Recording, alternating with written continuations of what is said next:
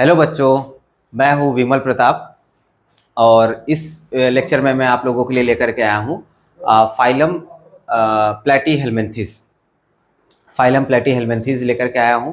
और इसके पहले हम लोगों ने जो है इसके लास्ट वाले लेक्चर में हम लोगों ने पढ़ा हुआ था टीनोफोरा। टीनोफोरा के बाद जो है प्लेटीहेल्मिन्थेस आता है। तो हम लोग जो है प्लेटीहेल्मिन्थेस के बारे में जो है आज एकदम डिटेल में पढ़ेंगे, अच्छे से पढ़ेंगे और आपको जो है एक एक डाउट क्लियर हो जाएगा। ठीक, तो शुरू करते हैं प्लेटीहेल्मिन्थेस। देखिए, प्लेटी नाम को पहले समझेंगे हम लोग। प्लेटीहेल्मिन्थेस, यहाँ पर जो प्लेटीहेल्मिन्थेस है, प्लेटी जो शब्द होता है, प्लेटी का मतलब समझिए, प्लेटी का मतलब होता है फ्लैट। प्लेटी का मतलब क्या होता है? फ्लैट। और वहीं पर जो हेल्मिन्थेस शब्द है, जो हेल्मिन्थेस वर्ड होता है, इसका मतलब होता है वर्म। वर्म मतलब क्या होते हैं? कीड़े। वर्म मतलब क्या होते हैं? कीड़े। ठीक है, तो अब ये कीड़े कैसे होते हैं? फ्लैट होते हैं, चपटे से होते हैं, इसी वजह से इनका नाम क्या पड़ा? Flat worm. क्या नाम पड़ा? Flat worm. क्यों? क्योंकि भाई ये चपटे से होते हैं, इसी वजह से इनका नाम पड़ा फ्लैट वर्म। देखो, अब चपटे कैसे होते हैं? ये जो है डोर्सो वेंट्रली फ्लैटेंड होते हैं। डोर्सो वेंट्रली का मतलब क्या होता है ये समझिएगा। देखो, एक हमारे बॉडी में एक पार्ट होता है डोर्सल, एक पार्ट होता है वेंट्रल। डोर्सल मतलब होता है हमारा पीठ वाला हिस्सा। जो हमारा पीठ वाला हिस्सा होता है इसको बोलते हैं हम लोग डोर्सल, और जो पेट वाला हिस्सा होता है इसको हम लोग बोलते हैं वेंट्रल। ठीक है, तो डोर्सल मतलब पीठ वाला साइड, वेंट्रल मतलब आगे वाला साइड। तो इनकी बॉडी जो है, अगर इनको आगे पीछे से देखें, ऐसा हाथ, हम आप एग्जांपल समझ सकते हो, ये वाला पोर्शन डोर्सल हो गया, ये वाला पोर्शन वेंट्रल हो गया। तो अब वेंट्रल और डोर्सल और वेंट्रल से अगर हम लोग देखें, हमारा हाथ भी कैसा है? एकदम चपटा सा है ना, आगे से भी चपटा, पीछे से भी चपटा होता है। तो अब इनको भी उठाकर देखो, ये जो है एक एग्जांपल मैंने यहाँ पर दिखाया हुआ है, ये देखिए ये कैसा है? ये एक मेंबर है इनका जिसको हम लोग लीवर फ्लूक बोलते हैं। अब इस लीवर फ्लूक को अगर आप लोग ऐसा उठा करके देखोगे ना, तो हमारे हाथ के जैसा ही है, ऐसे छोटे कीड़े जैसा होता है, लेकिन अगर उसको जूम करके आप मैग्नीफाई करके देखोगे तो ऐसा दिखेगा। और उसके बाद अगर हम लोग देखें, आगे से भी चपटा है और पीछे से भी चपटा है। ठीक है, इसी को हम लोग बोलते हैं dorso ventrally flattened.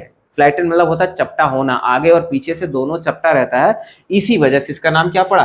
Flat worm पड़ गया।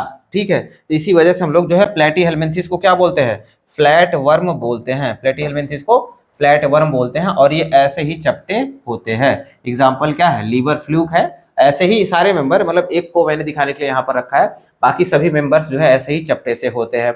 अब इनको देखें, ये जो है इनके सारे मेंबर जो हैं, इनके सारे मेंबर कैसे होते हैं? सारे मेंबर मतलब लगभग मोस्टली की बात हो रहा है, तो मतलब ऐसा 98% 95% जो है ये इंडो पैरासाइट होते हैं। ठीक, कैसे होते हैं? Indo parasite. सबसे पहले पैरासाइट का मतलब समझते हैं। पैरासाइट मतलब होता है, पैरासाइट मतलब क्या है? देखिए, पैरासाइट मतलब होता है ऐसे लिविंग बींग्स जो अपने जीवन यापन के लिए या फिर अपने मतलब अपनी जिंदगी जीने के लिए जो है किसी दूसरे लिविंग बींग्स के ऊपर अगर डिपेंडेंट होते हैं, तो उनको जो है हम लोग बोलते हैं पैरासाइट। मतलब वहीं पर जो है अपना जीवन जीते, वहीं पर रहते हैं, वहीं पर खाते हैं, वहीं अपना प्रजनन करते हैं, मतलब रिप्रोडक्शन भी वहीं पर करते हैं। अपना पूरा लाइफ जो है ये किसी दूसरे लिविंग बींग के ऊपर अगर बिताते हैं, या किसी दूसरे लिविंग बींग के ऊपर डिपेंडेंट होकर के रहते हैं, तो ऐसे लिविंग बींग को जो हम लोग बोलते हैं पैरासाइट।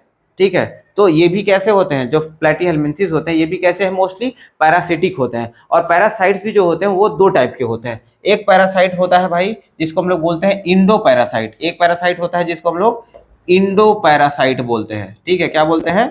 Indo parasite. और दूसरा होता है इक्टो पैरासाइट होता है।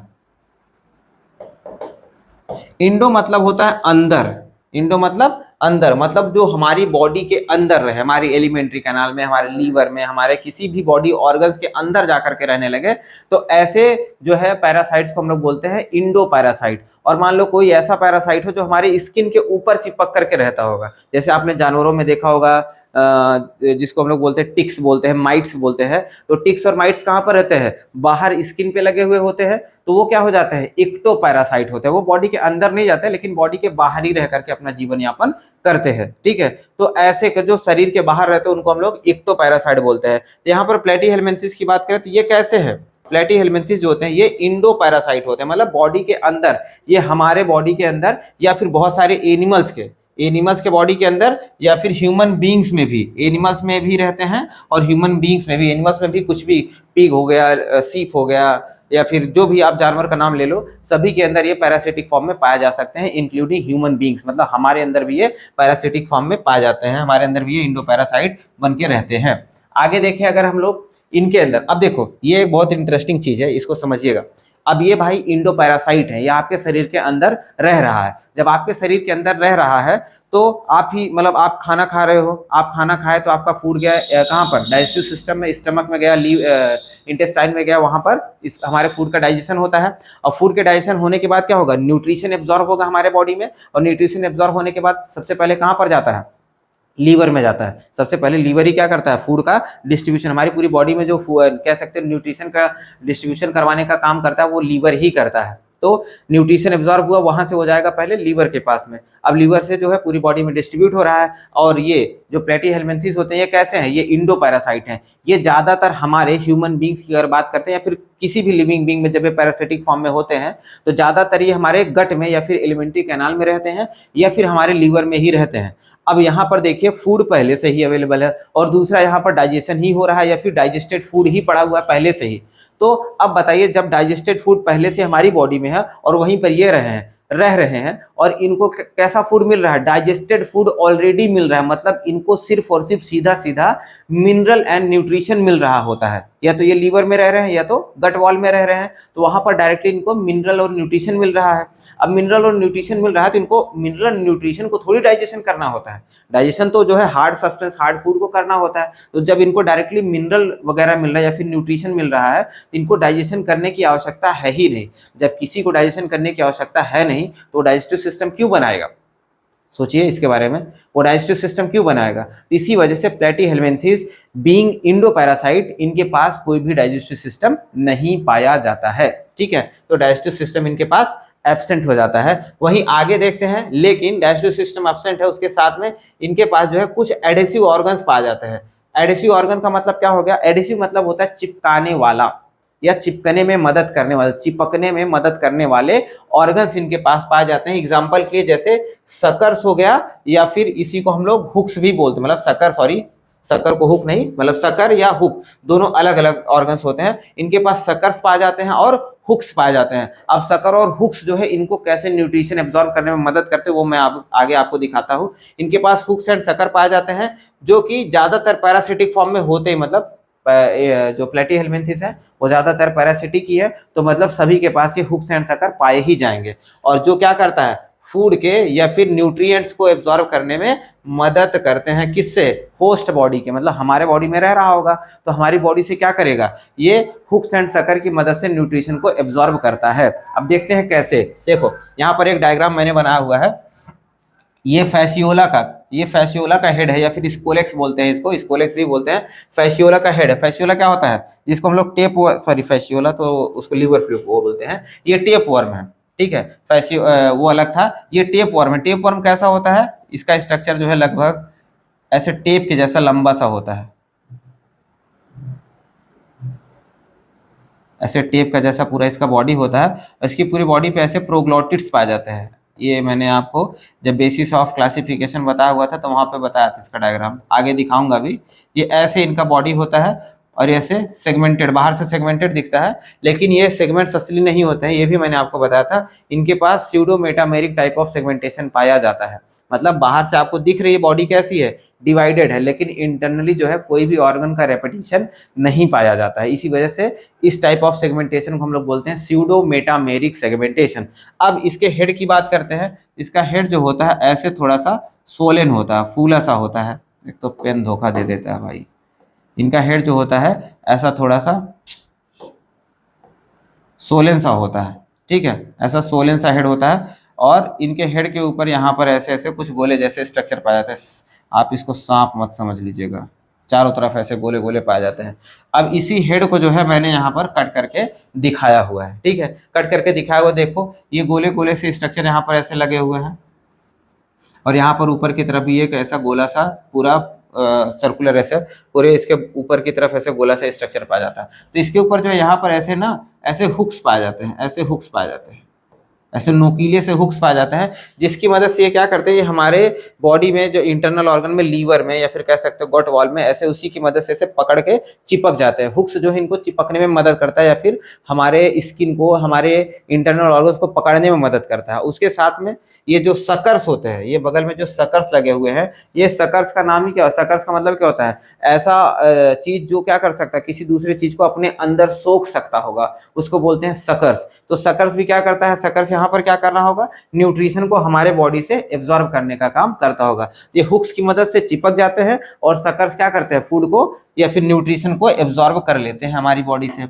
आगे देखें, आगे देख लेते हैं। तो कुछ फ्लैटवर्म्स जो है, कुछ फ्लैटवर्म्स क्या होते हैं, अपने जनरल बॉडी सरफेस से ही न्यूट्रिएंट्स को एब्जॉर्ब कर लेते हैं, अपने जनरल बॉडी सरफेस से। मतलब देखो पीछे अगर हम लोग देखते हैं, ये जो स्किन था ना इनका, ये जो स्किन होगा, ये जनरल बॉडी सरफेस जो है, यहीं से अपने न्यूट्रिशन को एब्जॉर्ब कर लेते हैं। कुछ कुछ तो ऐसे भी मेंबर होता है। आपसे क्वेश्चन कैसे पूछेगा, क्वेश्चन पूछेगा कि जनरल बॉडी सरफेस से कौन सा मेंबर जो है फूड को या फिर न्यूट्रिएंट्स को एब्जॉर्ब करता है। तो आपको तो नॉर्मली याद होगा कि अर्थवर्म ऐसा कर सकता है, लेकिन आप प्लेटीहेल्मिन्थेस के बारे में भूल जाएंगे। तो आपको ध्यान देना है कि प्लेटीहेल्मिन्थेस के मेंबर भी क्या कर सकते हैं, अपने जनरल बॉडी सरफेस से फूड को या फिर न्यूट्रिएंट्स को एब्जॉर्ब कर सकते हैं। ये ध्यान देना है, क्वेश्चन ऐसे ही पूछेगा आपसे।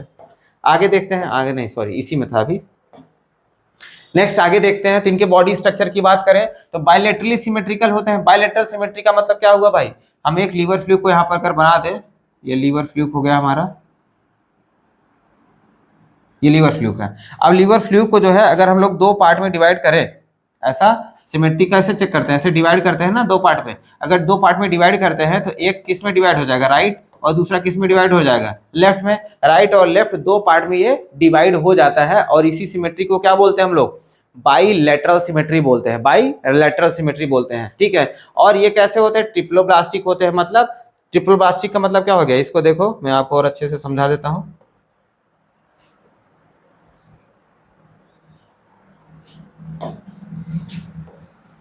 देखो इनकी बॉडी हो गई है, अब इनके अंदर देखो ये इनका माउथ है, ये इनका माउथ हो गया। अब इनके एलिमेंट्री कैनाल को मैं ऐसे बना देता हूँ, ये एलिमेंट्री कैनाल हो गया। एलिमेंट्री कैनाल कैसा होता है इनका, इनकम्प्लीट होता है, एलिमेंट्री कैनाल इनकम्प्लीट होता है। तो देखो ये क्या हो गया, इनका गट वॉल, क्या है, गट वॉल हो गया। और ये क्या हो जाता है, ये body wall, BW body wall, body wall हो जाता है। तो अब क्या बताया मैंने, ये ट्रिप्लोब्लास्टिक है। ट्रिप्लोब्लास्टिक होने का मतलब क्या हो गया है, इनके पास इंडोडर्म, ये जो अंदर वाली गट वॉल की लाइनिंग है ये किसकी बनी है, इंडोडर्म की बनी होती है। और ये बाहर की जो लाइनिंग होती है ये किसकी बनी होती है, ये किसकी बनी है, बाहर वाली लाइनिंग इक्टोडर्म की बनी है, इक्टोडर्म की बनी होती है। और इन दोनों के बीच में जो है, इन दोनों के बीच में, इक्टोडर्म और इंडोडर्म के बीच में जो है मीजोडर्म पाया जाता है। ऐसे इनको, इनके पास देखो सीलोम पाई नहीं जाती है, ये मीजोडर्म पूरा भरा हुआ है, पूरे पूरे अंदर की तरफ गट वाल और बॉडी वॉल के बीच में ऐसे पूरा भरा हुआ है। अभी इनमें जो है कोई भी कैविटी नहीं बनी, ये क्या हो जाता है, मीजोडर्म हो जाता है, मीजोडर्म हो जाता है, ठीक है, मीजोडर्म हो जाता है। तो ये ट्रिप्लोब्लास्टिक होते हैं और एसिलोमेट होते हैं। एसिलोमेट मतलब कैविटी नहीं पाया जा रहा है, देखो पूरा भर गया है, किससे, मीजोडर्म से भर गया है, तो कैविटी पाया ही नहीं जाएगा। तो कैसा क्या देखा हम लोगों ने, बायलैटरल सिमेट्री। ये बायलैटरल सिमेट्री मैंने आपको ऐसा कट करके दिखाया, बायलैटरल सिमेट्री होता है। ट्रिप्लोब्लास्टिक मतलब तीनों जर्म लेयर पाया जाता है और एसिलोमेट होते हैं और इनके पास जो है organ level of body organisation पाया जाता है। मतलब ये टिश्यू से बढ़ चुके हैं। पहली बार जो है किसी के पास organ level of body organisation पाया गया तो किसके पास, प्लेटीहेल्मिन्थेस के पास। इसके पहले कैसा था, टिश्यू लेवल था, सेलेंटेटा और टिनोफोरा में टिश्यू लेवल का था, लेकिन इसके पास कैसा है, organ level of body organisation पाया जाता है। और इसके पास आगे देखें हम लोग तो इसके पास एक विशेष कैरेक्टरिस्टिक सेल पाया जाता है, विशेष या फिर कह सकते हैं एक स्पेशल सेल पाया जाता है जिसको हम लोग बोलते हैं फ्लेम सेल। क्या बोलते हैं, फ्लेम सेल या फिर सोलेनोसाइट्स बोलते हैं, फ्लेम सेल या फिर सोलेनोसाइट्स बोलते हैं। ये क्या करता है, ये इनके बॉडी में ऑस्मो रेगुलेशन एंड एक्सक्रीशन में हेल्प करता है, ऑस्मो रेगुलेशन एंड एक्सक्रीशन में। अगर पूछे कि भाई प्लेटीहेल्मिन्थेस का ऑस्मो रेगुलेशन या फिर एक्सक्रीटरी ऑर्गन क्या होता है, तो क्या होता है, सोलेनोसाइट्स या फिर फ्लेम सेल होता है। इसी को हम लोग क्या बोलते हैं, एक्सक्रीटरी ऑर्गन या फिर ऑस्मो रेगुलेटरी ऑर्गन बोल देते हैं। देखो फ्लेम सेल कैसा होता है उसको हम लोग यहाँ पर देख सकते हैं, बना करके मैंने दिखा। फ्लेम सेल जैसा उसका नाम पड़ा हुआ है, फ्लेम, फ्लेम कैसे होती है, ऐसे लपट होती है ना भाई, ऐसे आग की लपट ऐसे उठती रहती है, अगर हम लोग आग जला करके देखें तो लपट ऐसे उठती रहती है ना आग की, तो वैसे इनका जो सेल होता है वो सेल लगभग जो है ऐसे ही दिखाई देता है हम लोगों को, फ्लेम के जैसा ही दिखाई देता है, ऐसे फ्लेम के जैसा ही दिखाई देता है, इसी वजह से इसका नाम पड़ा फ्लेम सेल। अब ये पूरे बॉडी में ऐसा, पूरे बॉडी में जो है नेटवर्क के रूप में ऐसे फैला हुआ होता है, ये लीवर फ्लूक यहाँ पर मैंने दिखाया है, ये पूरे बॉडी में ऐसे नेटवर्क के जैसा फैला हुआ है, पूरे बॉडी में ऐसे नेटवर्क जैसा फैला हुआ होता है अंदर, ठीक है, अंदर की तरफ ये फैला हुआ होता है। अब फैलने के साथ में अगर मैं एक ब्रांच को यहाँ पर जूम करके दिखाऊं तो एक ब्रांच को यहाँ पर मैंने ऐसा जूम करके दिखाया हुआ है, देखो अल्टीमेटली जा करके ये सारे ही जो ट्यूब लाइक स्ट्रक्चर होते हैं ये किस में डिवाइड हो जा रहे हैं, ये फ्लेम सेल में डिवाइड हो जाते हैं। ये जो आपको दिख रहा है ना लास्ट में, ये सब क्या है, फ्लेम सेल्स होते हैं, ये सब फ्लेम सेल। एक फ्लेम सेल को यहाँ पर बना करके भी दिखाया है, ये देखो ऐसे, ये फ्लेम सेल के ऊपर ये जो स्ट्रक्चर दिख रहा है ना ऐसे आग के लपट के जैसा उठता है, इसी वजह से इसको क्या बोल रहे हैं, फ्लेम सेल्स बोलते हैं। अब ये ऐसे हजारों फ्लेम सेल्स इनकी पूरी बॉडी में ऐसे नेटवर्क के जैसे फैले हुए होते हैं, और ये जा करके एक पतली सी ट्यूब के साथ कनेक्ट हो जाते हैं, बीच में एक पतली सी ट्यूब के साथ कनेक्ट होते हैं, जिसको हम लोग बोलते हैं प्रोटोनेफ्रिडिया। क्या बोलते हैं, प्रोटोनेफ्रिडिया। तो ये भी ध्यान दीजिएगा, इसका भी क्वेश्चन पूछा जा चुका है बहुत बार कि प्रोटोनेफ्रिडिया किसके पास पाया जाता है, तो प्लैटीहेल्मिन्थिस के पास जो है प्रोटोनेफ्रिडिया पाया जाता है। और एक्सक्रीटरी ऑर्गन कौन होता है, सोलेनोसाइट्स, या फिर कह सकते हैं हम लोग फ्लेम सेल्स, ठीक है। और प्रोटोनेफ्रिडिया भी आप बोल सकते हो, प्रोटोनेफ्रिडिया भी क्या है, अगर फ्लेम सेल सोलेनोसाइट ना दिया रहे तो प्रोटोनेफ्रिडिया दिया रहेगा ऑप्शन में, तो प्रोटोनेफ्रिडिया पे आपको टिक करना है कि ये क्या होता है, एक्सक्रीटरी ऑर्गन होता है, ठीक। नेक्स्ट आगे देखते हैं हम लोग, इनके जो है आगे देखें तो ये भी कैसे होते हैं, बाइसेक्सुअल होते हैं। कैसे होते हैं, बाइसेक्सुअल, बाइसेक्सुअल बोल सकते हो, या फिर मोनोइसियस बोलते हैं, या फिर इसी को क्या बोल सकते हैं, हर्मैफ्रोडाइट। आप लोग को ये तीनों चीजें मैं बार बार बताता हूँ क्योंकि बच्चे बार बार कंफ्यूज हो जाते हैं कि भाई बाइसेक्सुअल अलग होता है, मोनोइसियस अलग होता है, हर्मैफ्रोडाइट अलग होता है, तो नहीं, ये अलग अलग नहीं होते हैं। तो इसमें क्या होता है, सेक्सेस नॉट सेपरेट का मतलब सिंपल से ही है कि भाई ये बाइसेक्सुअल होते हैं, मतलब एक ही बॉडी पे मेल और फीमेल दोनों पाया जाता है, जिसको मोनोइसियस हर्मैफ्रोडाइट भी बोलते हैं। फर्टिलाइजेशन की बात करते हैं तो फर्टिलाइजेशन देखो इंटरनल है। फर्टिलाइजेशन इंटरनल कैसे है, देखिए अब ये हमारे बॉडी के अंदर रहते हैं, लीवर में या फिर हमारी गट वॉल में रहते हैं, तो वहां पर देखो, वहां पर गट वॉल में अगर हम बात करें तो गट वॉल का जो इन्वायरमेंट होता है वो कहीं कहीं पर हाईली एसिडिक होता है और कहीं कहीं पर क्या होता है, हाईली बेसिक होता है। आप ये सोचिए, आप अगर ये फर्टिलाइजेशन कर, इनकी बॉडी तो पहले से ये कीड़े जैसे छोटे छोटे होते हैं, अब इनके अंडे या फिर कह सकते हैं इनके स्पर्म और एग की बात करते हैं, स्पर्म और एग और भी छोटे होते होंगे, उनका मतलब कह सकते हो बहुत ही इनकॉन्स्पिकुअस होते हैं, मतलब बहुत ही ज्यादा छोटे, जिसको हम लोग नगण्य बोल सकते हैं, नेग्लिजिबल टाइप के, बहुत ज्यादा छोटे होते हैं। अब वो सोचो हमारे स्टमक के अंदर, हमारे गट के अंदर हाईली एसिडिक कंडीशन में जिंदा रह पाएगा इसका एग और स्पर्म, नहीं जिंदा रह सकता है। तो इस वजह से ये जो है रिस्क नहीं ले सकते हैं कि भाई अपना एग और स्पर्म, जैसे हमारा टीनोफोरा क्या करता था, वाटर में, समुद्र के पानी में अपना एग और स्पर्म छोड़ देता था कि जाओ मिलना है मिलो, नहीं मिलना मत मिलो, कोई दिक्कत वाली बात नहीं। तो घूमते घूमते मिल भी जाते तो फर्टिलाइजेशन भी हो जाता था। लेकिन ये ऐसा रिस्क नहीं ले सकते हैं, क्यों, क्योंकि हमारे गट में, इनर गट में क्या होता है, हाईली एसिडिक और हाईली बेसिक कंडीशन होता है, तो उसमें इनके बच्चे मर जाएंगे या फिर इनके एग और स्पर्म मर जाएंगे। तो इस वजह से जो है ये एक्सटर्नल फर्टिलाइजेशन का रिस्क नहीं लेते हैं, तो इसकी वजह से इनके अंदर कैसा हो रहा है, इंटरनल फर्टिलाइजेशन जो है होता है। डेवलपमेंट की बात करते हैं तो भाई डेवलपमेंट जो है इनडायरेक्ट है। डेवलपमेंट कैसा है, इनडायरेक्ट। इनडायरेक्ट डेवलपमेंट का मतलब क्या होता है, लार्वा पाया जाता है, मतलब लार्वा इनके अंदर बनेगा, डायरेक्ट बेबी जो है नहीं बनता, पहले लार्वा बनेगा फिर धीरे धीरे वो ट्रांसफॉर्म हो जाता है एडल्ट के अंदर, ठीक है, इनके जैसा दिखने लगता है। और जो इनका लार्वा होता है वो जो है बहुत सारे स्टेजेस से होकर के गुजरता है, मतलब ऐसा समझ लो कि जैसे मान लो कोई एक लार्वा है, ए है, पहले वो बी में ट्रांसफॉर्म होगा, फिर सी में होगा, फिर डी में होगा, फिर जाकर के कहीं वो एडल्ट में जाकर के बनता है। तो मतलब एक ही लार्वा को जो है मल्टीपल स्टेप से होकर के गुजरना पड़ेगा, तब जाकर के जो है उसका मेटामॉर्फोसिस कंप्लीट होता है, तब जाकर के वो एडल्ट में बनता है। तो वही चीज लिखा है कि इनडायरेक्ट डेवलपमेंट होता है थ्रू मेनी लार्वल स्टेजेस, बहुत सारे लार्वल स्टेजेस से होकर के गुजरना पड़ता है एक ही मेंबर को, मतलब कह सकते हो एक ही मेंबर के, एक मतलब बच्चे को जो है ऐसा हो सकता है, ऐसा नहीं कि जो है कि अलग अलग मेंबर में अलग अलग हो, सभी में जो है ढेर सारे लार्वल स्टेजेस पाए जाते हैं। आगे देखते हैं, इनके पास एक मेंबर होता है जिसका नाम है प्लेनेरिया। आप नाम सुना होगा प्लेनेरिया का। प्लेनेरिया क्या होता है, प्लेनेरिया के पास जो है बहुत ही ज़्यादा या फिर कह सकते हैं हाई रीजनरेशन कैपेसिटी होती है। ये कह सकते हो ये अमर टाइप का जीव होता है। मतलब प्लेनेरिया का अगर स्ट्रक्चर बनाकर दिखाऊं मैं आपको, ये यहाँ पर जो है ये इसको आप प्लेनेरिया बोल सकते हैं, ये प्लेनेरिया का ही स्ट्रक्चर है। ठीक है, अब इसको क्या करते हैं, अगर हम लोग ऐसे ऐसे ऐसे कट कर दें, अलग अलग पार्ट में कट कर दें, देखो ऐसे अलग अलग पार्ट में कट कर दिया हम लोगों ने, इसको छोटे छोटे पार्ट में ऐसे कट कर दिया, तो इसका एक एक पार्ट क्या होता है, एक एक पार्ट जो है रीजनरेट हो सकता है, एक एक पार्ट इसका रीजनरेट हो जाएगा और ये वापस से पूरी बॉडी बना सकते हैं। कोई सा भी पार्ट जो है इसकी पूरी बॉडी बना सकता है। तो 4 पार्ट में हमने डिवाइड किया तो ये अल्टीमेटली क्या हो जाएगा, ऐसे आगे जाकर के 4 प्लेनेरिया बन जाएगा। ठीक है, तो इसी वजह से बोलते हैं कि जो प्लेनेरिया होता है इसके पास बहुत ही ज्यादा रीजनरेशन कैपेसिटी होती है, हाई रीजनरेशन कैपेसिटी इसके पास होती है। आगे देखते हैं, आगे देखो इनका सारा कैरेक्टरिस्टिक फीचर खत्म हो गया। कैरेक्टरिस्टिक फीचर में जो इंपॉर्टेंट था वो आप समझ लीजिएगा, जो सबसे ज्यादा कैरेक्टरिस्टिक फीचर था, एक तो यही था हाई रिजोल्यूशन कैपेसिटी किसके पास होता है, प्लेनेरिया के पास होता है। और वहीं पीछे देखते हैं, पीछे क्या देख लेते हैं भाई कि इनके पास जो है एक एक्सक्रीटरी सेल्स होते हैं जिसको क्या बोलते हैं, फ्लेम सेल्स या फिर सोलेनोसाइट्स बोलते हैं। ऑर्गन का नाम पूछ लेगा तो प्रोटोनेफ्रीडिया जो होता है इनके पास ऑर्गन होता है जो कि वेस्ट रिमूवल में हेल्प करता है और ऑस्मो रेगुलेशन में भी हेल्प करता है। Organ system level of body organisation था, ये सब बेसिक था पहले से पता। इसके पहले टीनोफोरा, टीनोफोरा में क्या था, रेडियल सिमेट्री पाया जाता था। ठीक है, लेकिन इसके पास प्लेटीहेलमिन्थेस के पास कैसा है, बायलैटरल सिमेट्री पाया जाता है। ट्रिप्लोब्लास्टिक है, पहली बार ट्रिप्लोब्लास्टिक हो रहा है। एसिलोमेट तो पीछे वाले भी थे।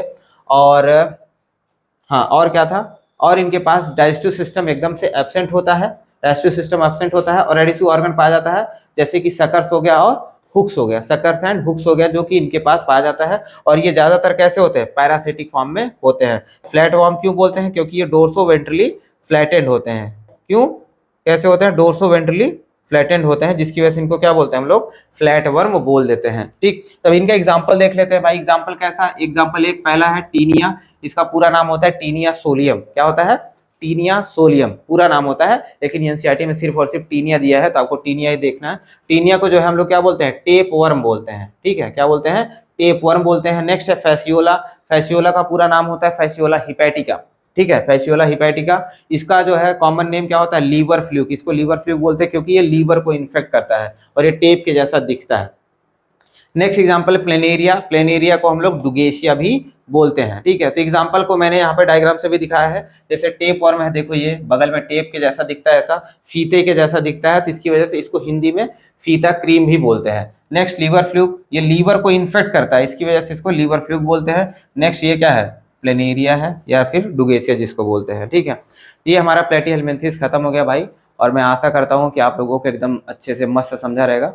और अगर कुछ भी डाउट होगा तो भाई प्लीज़ आप लोग कमेंट सेक्शन में पूछ सकते हैं एकदम से विदाउट एनी हेजिटेशन। और अगर आप लोग को पर्सनली कनेक्ट करना है तो डिस्क्रिप्शन में लिंक दिया हुआ है मेरा, आपको टेलीग्राम का भी लिंक मिल जाएगा जिसमें आप लोग मेरा पूरा पढ़ाया हुआ नोट्स भी आप डाउनलोड कर सकते हैं और उसको प्रिंट करा करके देख सकते हैं। ठीक है, और इसके साथ में आपको इंस्टाग्राम का भी जो है उस पर हैंडल मिल जाएगा, द ट्विस्टेड डीएनए करके है, उसका भी लिंक मिलेगा आपको। ठीक है, और जो है आप सभी लोगों को बहुत बहुत धन्यवाद वीडियो देखने के लिए।